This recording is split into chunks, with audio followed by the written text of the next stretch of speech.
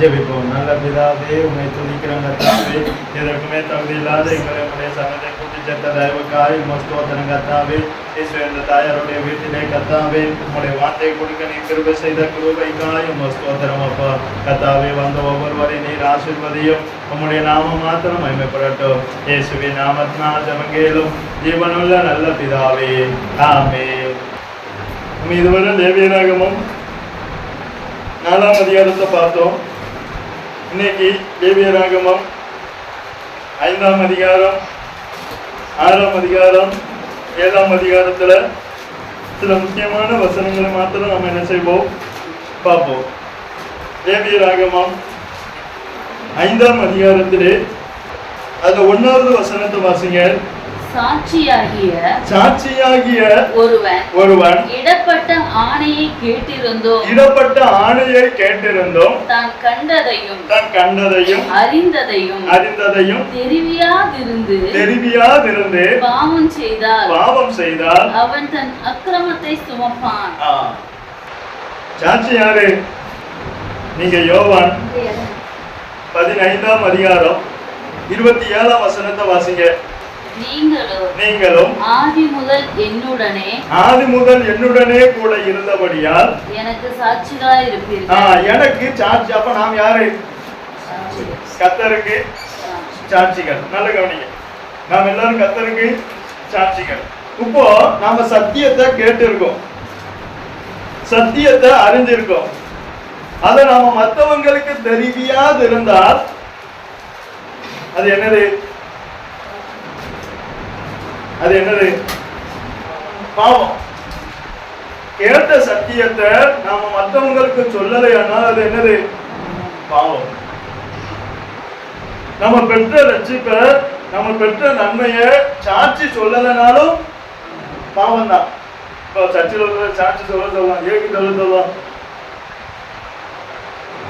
ஆனா சாட்சி சொல்லலைன்னா, கர்த்தர் செய்த நன்மைய சாட்சியா சொல்லலைன்னா பாவம்.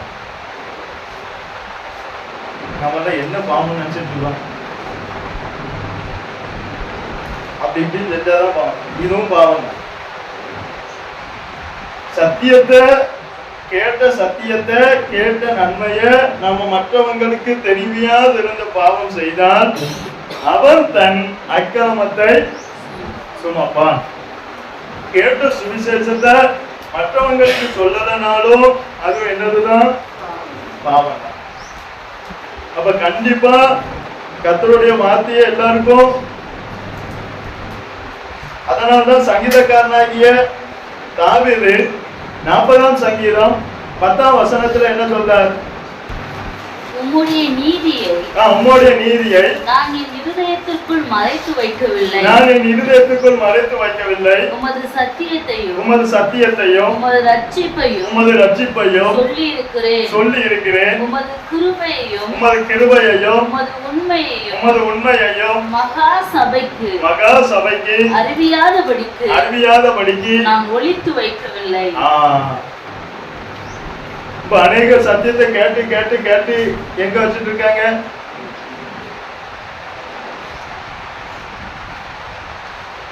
சத்தியத்தை அறிவீர்கள். அப்ப அந்த சத்தியத்தை கேட்டா மற்றவங்களுக்கு தேவனுடைய சத்தியத்தையும் நீதியையும் கிருபையையும் உண்மையையும் நான் என்ன செய்யல?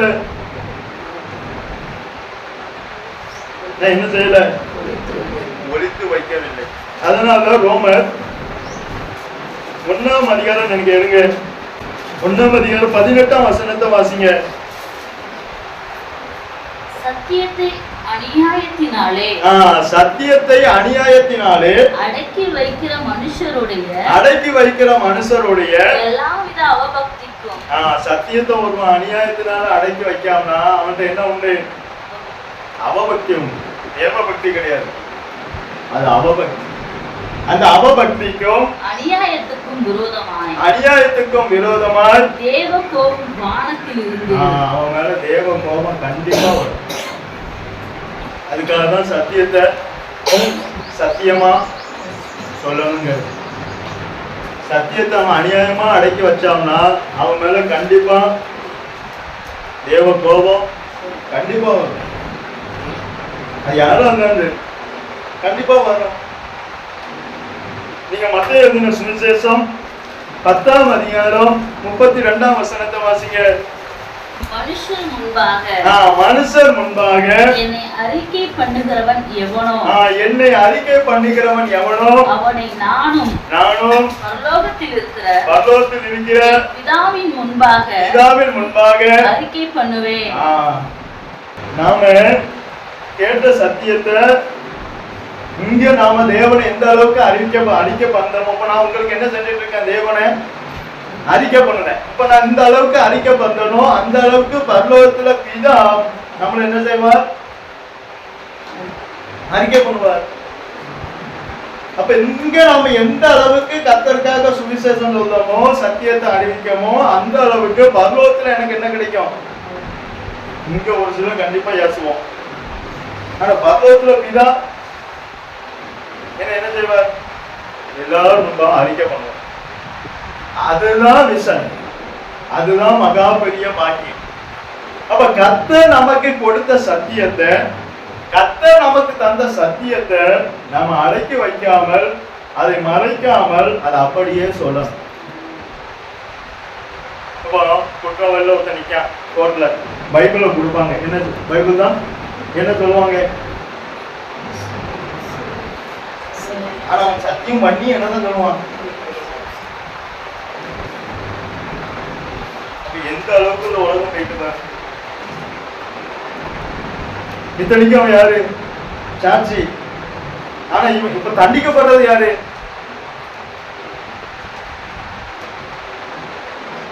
இவன் நன்மைதான் செஞ்சிருப்பான். அவன் என்ன சொல்லுவான்? அவனுக்கு காசை கொடுத்து எதையாவது கொடுத்து என்ன செய்வாங்க? போய் சாட்சி சொல்ல சொல்லுவாங்க. அவனு சொல்லிடுவான். சொல்லிட்டு இப்ப இவன் என்ன செய்வான்? தண்டனை. அவன் என்ன செய்வான்? அவன் நல்லா இருப்பான். இங்க தண்டனை அனுபவிக்கிறது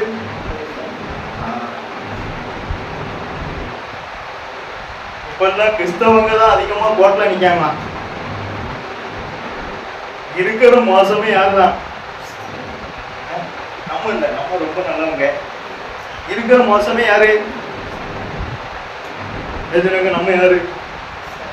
ரொம்ப நல்லவங்க. ஆனா இருக்கிற மோசம் யாரு? கிறிஸ்தவங்க. உண்மை, நான் பொய் சொல்லல.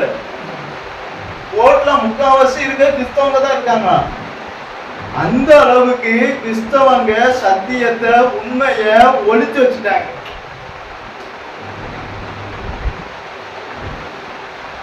சாட்சி சொல்லலன்னா பாவம். நாம கேட்டு பெற்ற நன்மையை மற்றவங்களுக்கு அறிவிக்கலனாலும் பாவம். கேட்ட சத்தியத்தை மற்றவங்களுக்கு சொல்லலனாலும் பாவம். இப்ப நீங்க உதாரணமா வாசிங்களா? 1 சாமுவேல் 3ஆம் அதிகாரம் 16ஆம் வசனமும் 17ஆம் வசனமும் வாசிங்க.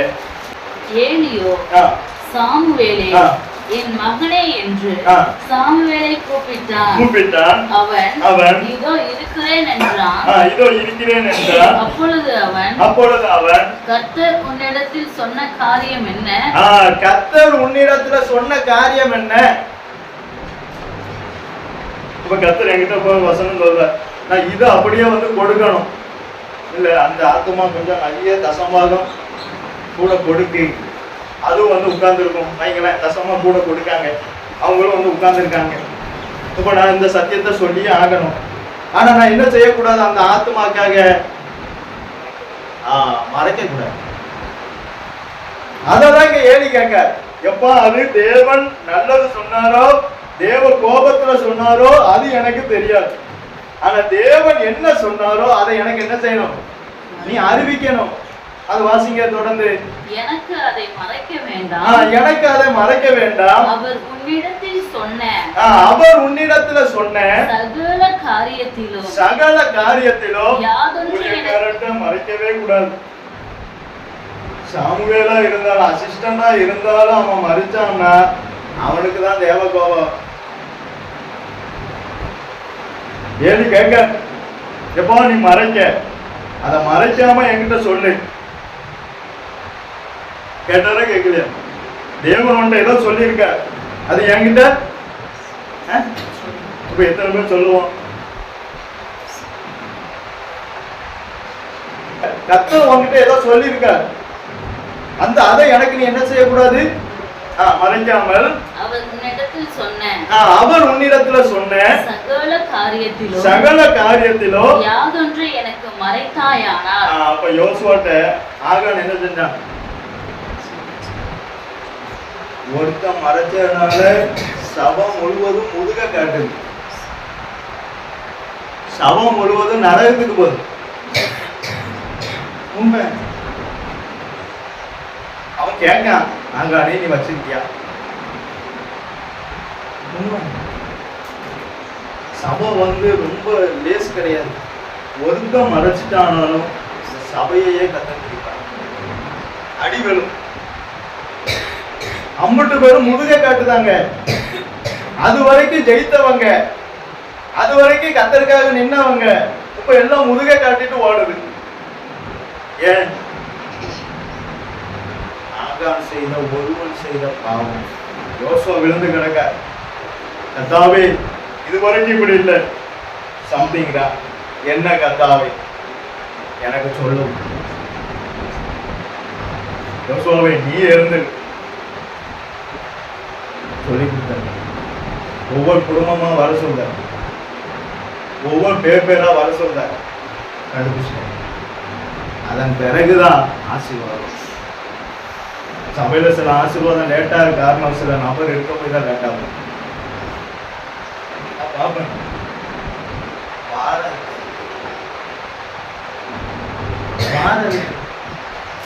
இவனை குறித்து எனக்கு வாரம் இருக்கு, இவனும் எங்க போகணும்? அவங்க அம்மா அப்பாவுக்கு இல்லாத பாரு எனக்கு இருக்கணும், என்னையும் பரலோகம் போகணும். அதனாலதான் ஏலி ஆசாரி சாமுவேல்கிட்ட கேட்க, நீ மறைக்காமல் தேவன் உனக்கு யாதொன்று எனக்கு மறைத்தாயானால் தேவன் உனக்கு அதற்கு சரியாகவும். அடி இவனுக்கு தான் வேணும். மறைச்சாம்னா நல்லதோ கெட்டதோ அதை நீ மறைச்சனா தேவன் உனக்கு சரியாகவும் அதற்கு அதிகமாகவும் செய்வாராக என்றான். சரியாவும் அடிவலும் கூடையும் அடிவலும். சாமுவேலா இருக்கட்டும், ஏலியா இருக்கட்டும், கர்த்தர் யாரையும் பார்க்க மாட்டார். அடிச்சா ஏலி கரெக்டா சொல்றாரு பாருங்க சாமுவேல்கிட்ட, சாமுவேலே நீ மறைச்சனா அதற்கு அதிகமாகவும் சரியாகவும் உனக்கு கர்த்தர் செய்வார். உடனே சாமுவேலுக்கு உள்ளவங்களுக்கு எங்க பயம் வருது? உண்மை, பயமே வரமாட்டேங்குது. என்ன சத்தியத்தை கேளுங்க, வரவே மாட்டேங்குது. நடிப்பு தான் வருது, பயம் வரமாட்டேங்குது. முகத்தை பார்த்தா சொல்லிங்க. ஆனா அப்பா அப்படி சொன்ன உடனே அவர் பயந்துட்டேன், பயந்து சொன்னார். இவன் ஆக்கினைக்கு தப்பிட்டான். சத்தியத்தை யாருக்காகவும் மோதாட்சணமே பார்க்க கூடாது. சொல்லிட்டு போய் அவங்க ஏற்றுக்கொள்ள ரெண்டாவது, அவன் நல்லவன் அது ரெண்டாவது. நம்ம சொல்ற சத்தியத்தை சொல்லிடணும்.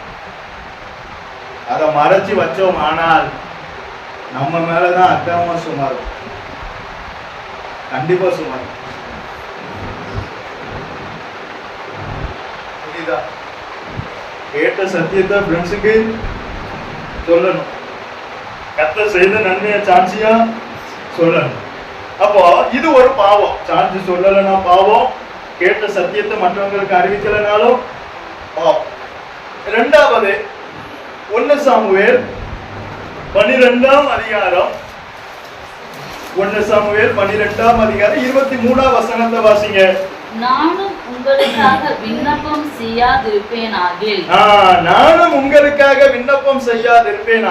கர்த்தருக்கு விரோதமாக பாவம் செய்கிறனா இருப்பேன்.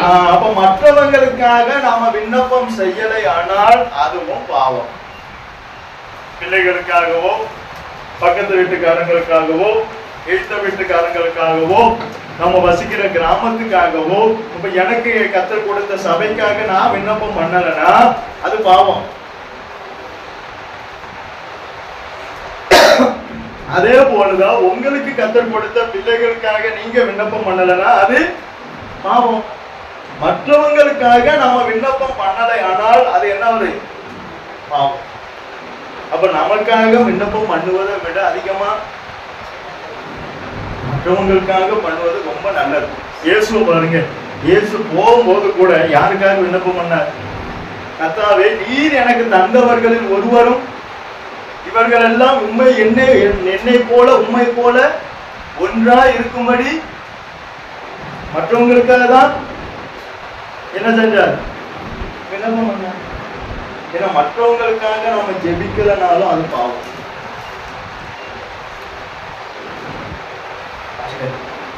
இதெல்லாம் பாவமா? இதுதான் பாவங்க. இது வரைக்கும் நம்ம நமக்காக ஜெபிச்சிருப்போம். ஆனா இனி முதல் யாருக்காக அதிகமா ஜெபிக்கணும்? உங்க பிள்ளைகளுக்காக, இந்த கிராமத்துக்காக அதிகமா ஜெபிக்கணும். ஜெபிச்சா அந்த பாவம் உங்களை ஆளாது. மூணாவது, நெகேமியா 6ஆம் அதிகாரம் 13ஆம் வசனத்தை வாசிங்க.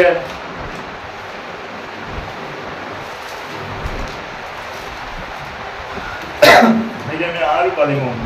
நான் பயந்து அப்படி செய்து பாவம் கட்டி கொள்ளுகிறதற்கும். அப்ப பயந்தாலும் பாவம். நம்ம உண்மையை சொன்ன அந்த தேவனுக்கு பயப்படவே மாட்டோம், மற்ற எல்லாத்துக்கும் பயப்படும். பாத்தீங்களா? தேவனுக்கு பயப்பட மாட்டோம், மற்ற எல்லா காரியத்துக்கும். இங்க நெகேமியா யாருக்கு பயப்படல? சன்பலாத்து தொபியாவுக்கு பயந்தாரா? ஐயா, நீ அலங்கத்தை கட்டக்கூடாதுன்னா பயந்தாரா? நான் பயந்து அலங்கத்தை இனி கட்ட மாட்டேன் அப்படின்னு சொன்னாரா? இல்ல. அப்ப யாருக்காகவும் பயந்து சத்தியத்தை மறைக்க கூடாது. பயம் வந்து ஒரு பாவம். அதனாலதான் நீங்க வெளிப்படுத்தல் 21ஆம் அதிகாரம் 8ஆம் வசனத்தை வாசிங்க. அங்க நரகத்துக்கு போற லிஸ்ட்ல ஒருத்தங்க இருப்பாங்க பாருங்க. வெளிப்படுத்தல் 21:8. பயப்படுகிறவர்களும் உண்டு. பயந்தா என்ன பாவம்? எதுக்கு நரகம்? அதனாலதான் சாத்ராக், மேஷாக், ஆபேத்நேகோ, தானியேல் இவங்க எல்லாம் பயப்படல. ஏன்னா அது பாவம். எரிக்கிற அக்னி சூளைக்கு பயப்படல, சிங்கக்கவிக்கு பயப்படல, நேபுகத்நேச்சாருக்கு பயப்படல. பயந்தா தேவனை தவிர வேற எதுக்கு பயந்தாலும் அது பாவம். அது பாவம், தேவனை தவிர. அதனாலதான் தானியேல், சாத்ராக், மேஷாக், ஆபேத்நேகோ எல்லாம். அதனால நீதிமான்கள் எப்படி இருப்பாங்களா? சிங்கத்தை போல தைரியம் உள்ளவர்களா இருப்பாங்க நீதிமான்கள். அவங்க நீங்க தானியேல் சாதம் எதுக்காக பயந்தாங்களா? பயப்படவே கூடாது. இந்த உலகத்துக்கு பயந்தோம். ஆனால் நம்முடைய ஆவிக்குரிய தீமையும் பயிர் இல்ல பஸ். அவன் ஏதாவது சொல்லுவானே, அவன் சொன்னா வா ஆவிக்குரிய தீமையும் போயிடும். அவனுக்கு பயப்படுதான் பாஸ்டர், இவனுக்கு பயப்படுதான் பாஸ்டர், இங்க பக்கத்து வீட்டுக்காரன் ஏதாவது சொல்லிடுவான்னு பயப்படுதான் பாஸ்டர். இவன் கவலையை பாருங்க. அவன் எதுவுமே உண்மையை சொல்ல மாட்டான். ஆனா இவனா ஒரு கற்பனை பண்ணி பயப்படுவான். அவன் ஏத்த வீட்டுக்காரன் ஏதாவது சொல்லிடுவான் பாஸ்டர். அதுக்காக பயந்தால் என்னது? பாவம். பயந்தால் பயந்தால் புரியல.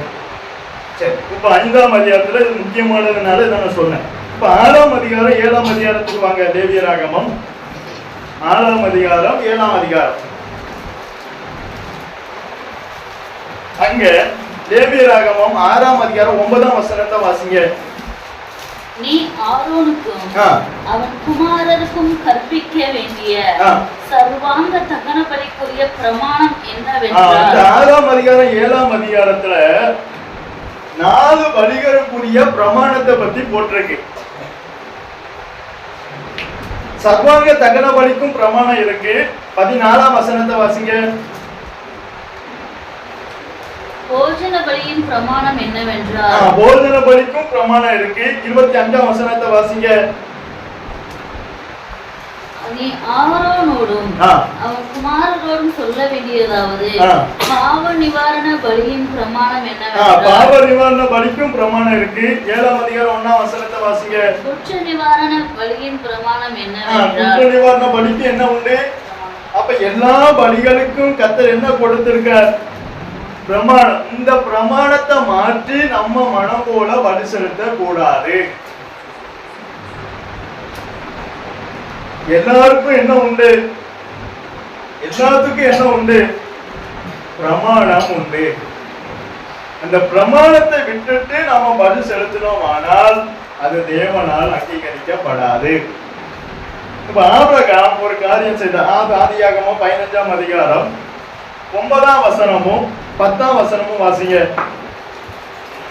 அதற்கு அவர் 3 வயது கிடாரியையும் 3 வயது வெள்ளாட்டையும் 3 வயது ஆட்டுக்கடாவையும் ஒரு காட்டு புறாவையும் ஒரு புறா குஞ்சையும் என்னிடத்தில் கொண்டு வா என்றார். அவன் அவைகள் எல்லாவற்றையும் அவரிடத்தில் கொண்டு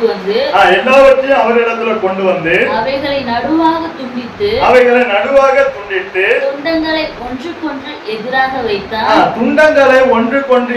வைத்தான். பச்சைகளை அவன் துண்டிக்கவில்லை. எல்லாத்துக்குமே ஒரு பிரமாணம் இருக்கிற மாதிரி இந்த புறாவையும் எப்படி பலி செலுத்துங்கிற ஒரு பிரமாணம் இருக்கு. அதை பிளந்து இறப்பைய எடுக்கணும். ஆனா இவர் பட்சிய என்ன செய்யல? தேவ கட்டளையை மீறுகிறது. சிநேகிதனாகிய ஆபிரகாமா இருந்தாலும், ஊழியக்காரனாகிய ஆபிரகாமா இருந்தாலும், தாசனாகிய ஆபிரகாமா இருந்தாலும் அங்கீகரிக்க மாட்டார். நம்முடைய தேவன் இரக்கம் உள்ளவர், அன்புள்ளவர், தயவு உள்ளவர். ஆனா பிரமாணத்தை மீறி இப்போ உங்க பிள்ளைகள் உங்க வார்த்தையை மீறி என்ன செஞ்சா உங்களுக்கு என்ன வரும்? இப்போ டிவி பார்க்காதன்னு சொல்லும். உங்க பிள்ளைகள் டிவி பார்க்குங்க, உங்களுக்கு என்ன வரும்?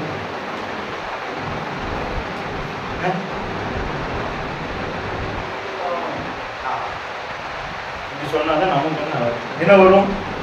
இதே போலதான் தேவனும்.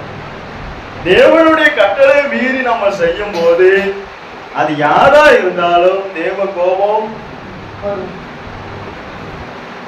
ஆபிரகாமினுடைய பலி அங்கீகரிச்சாரா?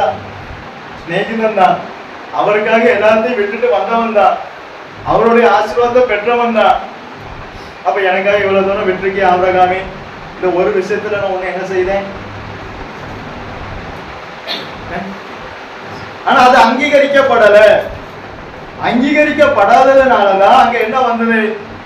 காரிருள் வந்தது.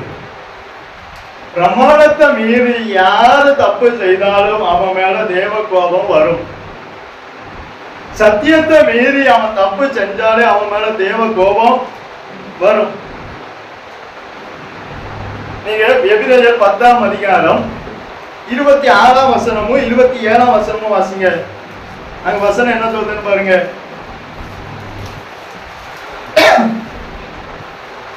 எபிரேயர் 10ஆம் அதிகாரம் 26, 27. சத்தியத்தை அறியும் அறிவை அடைந்த பின்பு நாம் மனப்பூர்வமாய் பாவம் செய்கிறவர்களாய் இருக்கிறோம். மனப்பூர்வம். அதுக்காக தான் ஒவ்வொரு குடும்பத்திலும் கவனமா இருப்பேன். சத்தியத்தை அறிகிற அறிவை அடைந்த பிறகும் நம்ம மனப்பூர்வமா அந்த சத்தியத்தை மீறி பாவம் செய்தால் அந்த பாவங்களின் நிமித்தம் செலுத்தத்தக்க வேறொரு பலி இனி இராமல், பலியே இல்ல. நீங்க என்ன தலையில நம்ம நின்னாலும் பலி அதுக்கு கிடையாது. கோடி ரூபாய் கொண்டு போய் கொடுத்தாலும் பலி அதுக்கு கிடையாது. 1 லட்சம் ஆடை கொண்டு போய் அடிச்சாலும் பலி அதுக்கு கிடையாது. பலி இனி இராமல் நியாய தீர்ப்பு வரும் என்று பயத்தோட எதிர்பார்க்குதலும் விரோதிகளை பற்றிக்கும் கோபாக்கினியுமே இருக்கும். கோபாக்கினியம் தான் இருக்கு. அதுக்காக தான் இவ்வளவு கத்தி கத்தி சத்தியத்தை சொல்றது. அதுபடி செய்யுங்கன்னு சொல்றது எதுக்கு? எனக்காகவா? உங்க மேல தேவ கோபாக்கினா வரக்கூடாது. இப்படி சொன்னா பாஸ் யாராயிருவேன்? இப்படி சொன்னா பாஸ் யாரு? ரொம்ப ஸ்ட்ரிக்டா எதுக்கு இப்படி கொண்டு போறேன்? இப்படி சொன்னா பாஸ் யாரு? நீங்க சொல்லுங்க. இப்படி சொன்னா பாஸ் யாரு? அங்க கர்த்தர் உன்னை ஆசீர்வதிப்பார், உன்னை வாழாக்காமல் தலையாக்குவார்னு சொல்லுவார். அவர் யாரா தெரிவார்? பிரசித்தப்பட்ட ஊழியக்காரனா தெரிவார். இங்க இருந்து இங்க ஒரு கிராமத்துல, சின்ன சின்ன கிராமத்துல அங்கங்க ஊழியம் செஞ்சு சத்தியத்தை சத்தியமா சொல்லுகிறவங்க இருக்காங்க. அவங்க சொன்னா அவங்க என்ன தெரிஞ்சுதாங்க? இப்போ உள்ள ஜனங்களுக்கு சத்தியத்தை சத்தியமா பேசுறவங்கள பிடிக்க மாட்டேங்குது. ஆனா ஏன் இவங்க சொல்றாங்க? தேவ கோபம் அவங்க மேல நீ இருக்கீங்களா? நான் ஏதோ அந்த கல்லுகள்கிட்ட பேசுற மாதிரி இருக்கு. நீங்க இருக்கீங்களா? இருக்கீங்களா? கொஞ்சம் பதில் சொல்ல என்ன? தேவ கோபம் அவங்க மேல வயசானவங்க சொல்றாங்க. அவங்க கூட நான் சின்ன பையன், அவங்க என் சொல்லுக்கு கீழ்பட்டு அவங்க வயதிருக்காங்க.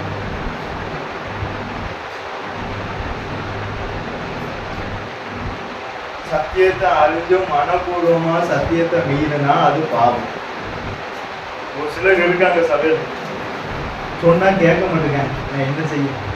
அவங்க குடும்பத்தை பார்க்கும்போது தான் எனக்கு மனசு வேதனை வருது. உண்மை வருது. சரி, வேற தேவ கோபம் வரணும் இருந்தா வந்துதான். ஏன்னா சத்தியத்தை அறிஞ்சும் அதை மீறுதாங்க. அதுதான் தப்பு. நீங்க ஒரு வசனம் 2 சாமுவேல் 6ஆம் அதிகாரத்தை எடுங்க.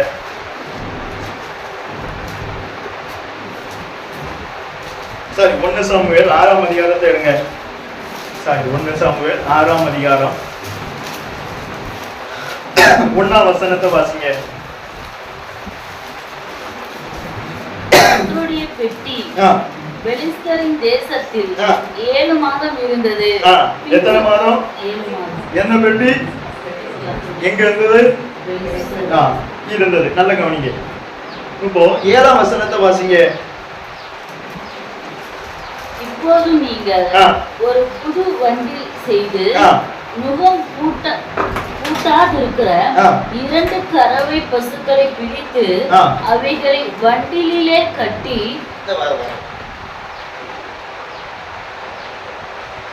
திரும்ப வாசிங்க. இப்போதும் நீங்கள் ஒரு புது வண்டில் செய்து நுகம் பூட்டாதிருக்கிற 2 கறவை பசுக்களை பிடித்து. கர்த்தருடைய பெட்டியை என்ன செய்யணும்? சுமக்கணும்.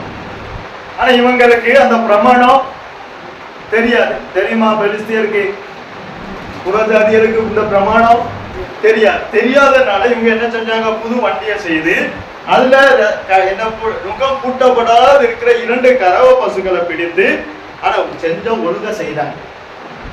புறஜாதிகளை பாருங்க, ஒண்ணு செஞ்ச ஒழுங்கா செய்வாங்க.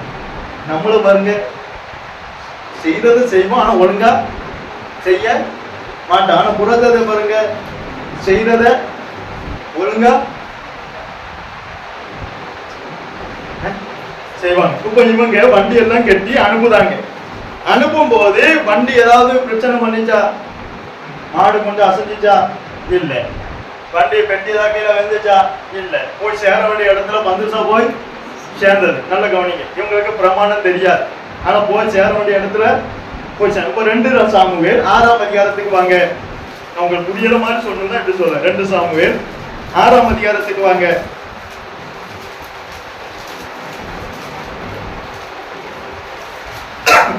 அதுல 3ஆம் வசனத்தை வாசிங்க. தேவனுடைய பெட்டியை ஒரு புது ரதத்தின் மேல் ஏற்றி. இவங்க யாரு? அப்பள ஏத்துனவங்க யாரு? பிரமாணம் தெரியாதவங்க. நான் சொல்றது பிரமாணம் ரொம்ப முக்கியம். பிரமாணம் இப்போ ஏத்துறவங்க யாரு? அதனால்தான் புறஜாதிய மார்க்கத்தை அப்படியே பின்பற்றாதிருங்கள் என்று சொல்ல காரணம். அவன் செய்வான், அவனுக்கு சத்தியம் தெரியாது, அவன் செய்யறான். சத்தியம் தெரிஞ்ச நீ ஏன் அதை செய்த? ஐயா, அவங்களுக்கு பிரமாணம் தெரியாது, செஞ்சாங்க. ஆனா அதே பார்த்துட்டு இவனும் செய்தான். என்ன செஞ்சான்? புது ரதத்தை ஏற்றி அதை கிபியாவில் இருக்கிற அபினதாபின் வீட்டிலிருந்து கொண்டு வந்தார்கள். இப்படி வந்துட்டு இருக்கும் போது என்ன ஆயிட்டு? 6ஆம் வசனத்தை வாசிங்க. அவர்கள் நாகோனின் களம் இருக்கிற இடத்துக்கு வந்தபோது மாடுகள் மிரண்டு. ஐயா, அவனும் இதே மாதிரி தான் கொண்டு போனான். மாடு மிரந்துச்சா? ஏன்னா அவனுக்கு பிரமாணம் தெரியாது, ஆனா இவனுக்கு தெரியும். ஆனா என்ன மாடு என்ன செய்தப்போ மிரண்டு கர்த்தருடைய பெட்டி அசைஞ்சு எங்க போகுது, கீழே விழ போகுது. உடனே ஊசா என்ன செஞ்சார், கையை நீட்டி பிடிச்சார். கர்த்தர் அடிச்சுட்டார். தேவனுக்கு விரோதமாகவும் அவர் அபிஷேகம் பண்ணினவருக்கு விரோதமாகவும் கையை நீட்டினார். நீட்டப்பட்ட கை மடங்காது. அந்த தேவன் இன்னும் தேவிக்க. நீட்டப்பட்ட கை கண்டிப்பா கோபம் வரும். இந்த பாஸ்டர் இப்படியெல்லாம் சொல்றீங்க, நான் இப்படி சொன்னாதான் நான் வரணும் முடியும். இல்ல, தேவ கோபம் வந்து நீங்கள் ஆசீர்வாதமாய் இருப்பீர்கள். அந்தந்த வசனத்துக்கு அந்தந்த சத்தியத்தை சொல்லிதான் இவங்களுக்கு பிரமாணம் தெரியுது. பிரமாணம் தெரிஞ்சு கொண்டு போனதுனால என்ன வந்தது, அடி விழுந்தது. இப்ப என்ன செய்தான் பாருங்க, 13ஆம் வசனத்தை வாசிங்க. கர்த்தருடைய பெட்டியை சுமந்து போகிறவர்கள். இப்பதான் தாவீது யோசிக்கார், ஓஹோ இந்த அடிக்கு காரணம் நாம என்ன செஞ்சிட்டோம், பிரமாணத்தை மீறிட்டோம், அதனால் வந்த தண்டனை. நம்ம எல்லாம் அடிபட்டாதான் திருந்தோம். பார்த்தீங்களா, அப்பவுமே அப்படிதான் திருந்திருக்காங்க. பழைய காலத்துல எப்படிதான் தெரிஞ்சிருக்காங்க.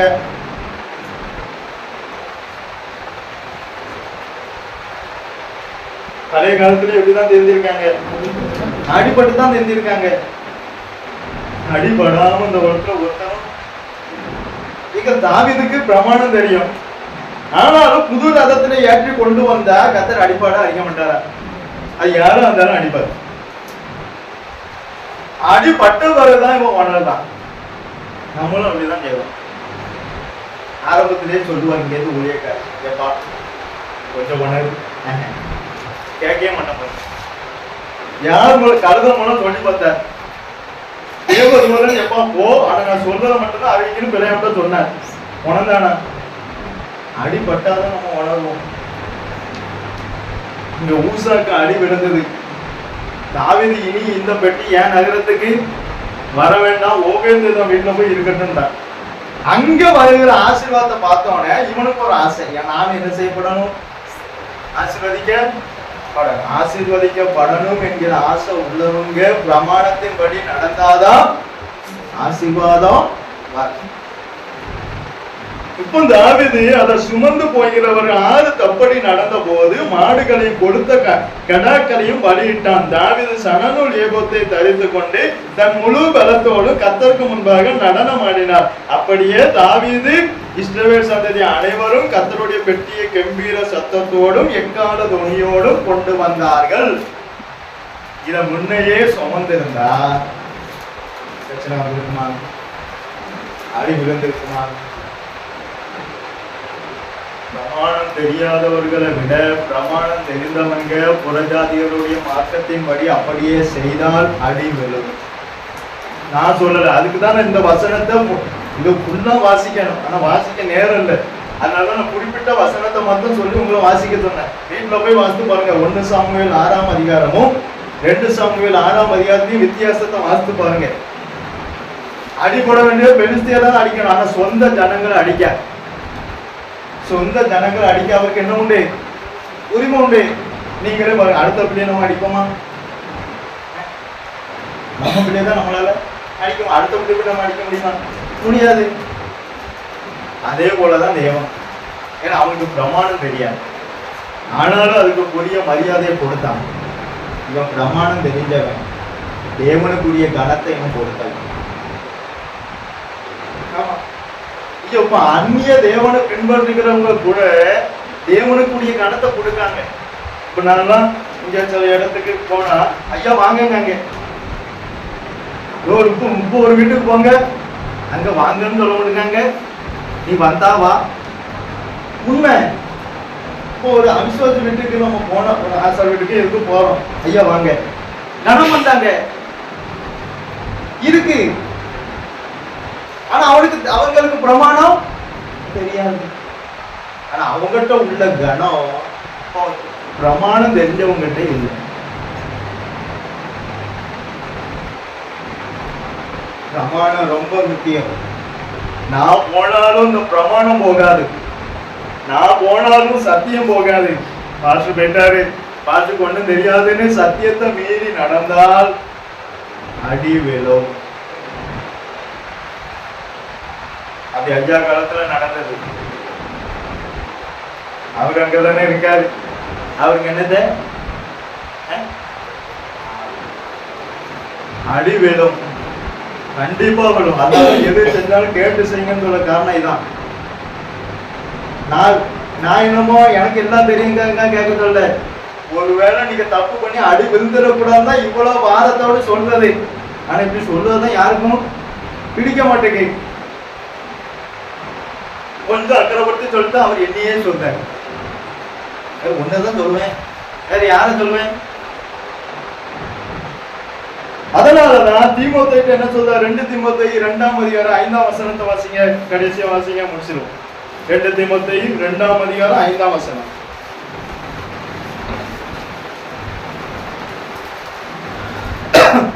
தீமோத்தேயு 2:5. 2 தீமோத்தேயு 2ஆம் அதிகாரம் 5ஆம் வசனம். மேலும் ஒருவன் மல்யுத்தம் பண்ணினாலும் விஜயகுமாரனே, கிறிஸ்துவுக்குள்ள வந்தா மல்யுத்தம் பண்ணுனா சட்டத்தின்படி பண்ணாவிட்டால் வசனத்தின்படி பண்ணாவிட்டால் முடிசூட்டப்படான். இப்ப மல்யுத்தத்துக்கு ஒருவன் அந்த கட்டத்துக்குள்ள வாரான்னு வைங்க, அவன் இஷ்டத்துக்கு அவனை தூக்க முடியாது, அவன் இஷ்டத்துக்கு இப்படி எல்லாம் குத்த முடியாது. அதுக்கு ஒரு சட்டம் உண்டு. ஆமா, இப்போ உங்களுக்கு தெரிஞ்சா சொல்றேன். இங்க வெளிநாட்டுல WWE ஒண்ணு உண்டு, இருக்கா?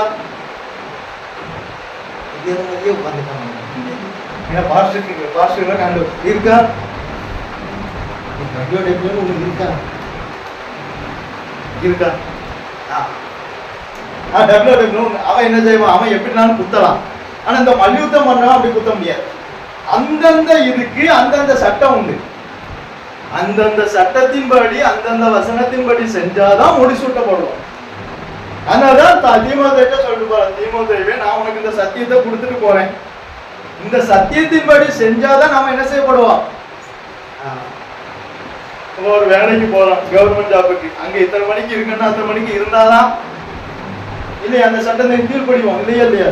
ஆமா, அதே போலதான் இவர் என்ன ரொம்ப வசன பிரகாரமே கொண்டு போறாருன்னு அநேகர் சொல்லுவாங்க. இப்படி எல்லாம் இருக்கா, அப்படி எல்லாம் இருக்கா. ஆனா வசனம் பிரகாரம் கொண்டு போனாதான் முடிசூட்டப்படலாம், இல்லையானால் முடிசூட்டப்பட முடியாது. மல்யுத்தம் பண்ணினாலும் சட்டத்தின்படி பண்ணாவிட்டால் அவன் முடிசூட்டப்பட மாட்டான், அவன் வெளியே ஏற்றிடுவாங்க. நீ தகுதியே இல்லைன்னு, தேவனுடைய ராஜ்யத்துக்கு தகுதியே இல்லைன்னு வெளியே ஏற்றிடுவாங்க. அதனாலதான் மல்யுத்தம் பண்ண எப்படி பண்ணணும், சட்டத்தின்படி பண்ணணும். நம்ம கிறிஸ்துவுக்காக ஜீவிச்சா வசன பிரகாரம் ஜீவிக்கணும், இல்லைன்னா புறஜாதியராகவே இருக்கிறது ரொம்ப நல்லது. சத்தியத்தை அறிஞ்சும் மனப்பூர்வமாய் பாவம் செய்தால் இனி பலி கிடையாது, அவன் மேல தேவ கோபாக்கினே தான் வரும். நான் சொல்லல, அதுதான் நான் வசனத்தை காட்டி காட்டி நான் சொல்றேன். பெலிஸ்தியர் கொண்டு போனதுக்கும் சத்தியத்தை அறிஞ்சவங்க கொண்டு போனதுக்கும் வித்தியாசம். அவன் செஞ்சா அதே மாதிரி இவனும் புது ரதத்தை ஏற்றி கொண்டு போனான். அதான் புறஜாதியருடைய மார்க்கத்தை பின்பற்றவே கூடாது. அது நல்லாதான் இருக்கும், அது பார்க்க நல்லாதான் இருக்கும், புது ரதமா தான் இருக்கும், புது வண்டியா தான் இருக்கும். அவனே மாதிரி நானும் செய்யணும்னு நினைச்சேங்கன்னா அடி விடும், அடி விடும். அவன் சடங்கு கொண்டாடுறான், அதனால அவனுக்கு லாபம் வருமா? அதான். இப்ப நம்ம கொண்டாட கூடாதுன்னா நமக்கு லாபம் என்ன ஆகுது? ஆனா எங்க போயிடலாம், அவன் செஞ்ச மாதிரியே நானும் செய்யணும்னா லாபம் வரும். அது கூட பின்னாடி தேவ கோபமும். அதனால நான் கவனமா பாரதோடு சொல்லி தரேன். எனக்காக இல்லை, நீங்க சபையில இருக்கணுங்காண்டியெல்லாம் இதை சொல்லலை. நீங்க பரலோகம் போகணும், நீங்க இருந்தா இல்லைனாலும் அது எனக்கு விஷயம் இல்லை. நீங்க எங்க போகணும், சபைக்கு வந்ததுனால பரலோகம் பெயரவே முடியாது. யாரும் சொன்னா சபைக்குள்ள வந்தா பரலோகம்? இயேசுவை பின்பற்றின எல்லாரும் பரலோகம் போனாங்களா? யூதாஸ் போனானா? ஏன் போக வேண்டியதானே? அப்படியெல்லாம் கிடையாது. சபைக்குள்ள வந்ததுனால இல்லை, சபைக்குள்ள இருந்தா வசன பிரகாரம் ஜீவிச்சா இருக்கணும். சும்மா நான் சபையில இருக்கேன், ஒரு மெம்பரா இருக்கேன், எதா இருக்கேன் கொஞ்சம் புளித்தமாவும் எல்லாத்தையும் உப்பு பண்ணும், எல்லாத்தையும் புளிக்க பண்ணும். உண்மை கொஞ்சம் புளிப்பு உள்ள வந்துட்டு சபைக்குள்ள உபதேசம் எல்லாருக்குள்ளேயும் போகும். அது எல்லாருடைய ஆவிக்குரிய ஜீவியத்தையும் பாதிக்கும். நான் அதனால கவனமா இருப்பேன் சபையை குறித்து. நான் தூங்கினாலும் சபையை குறித்ததான பாரம் எனக்குள்ள இருக்கும்.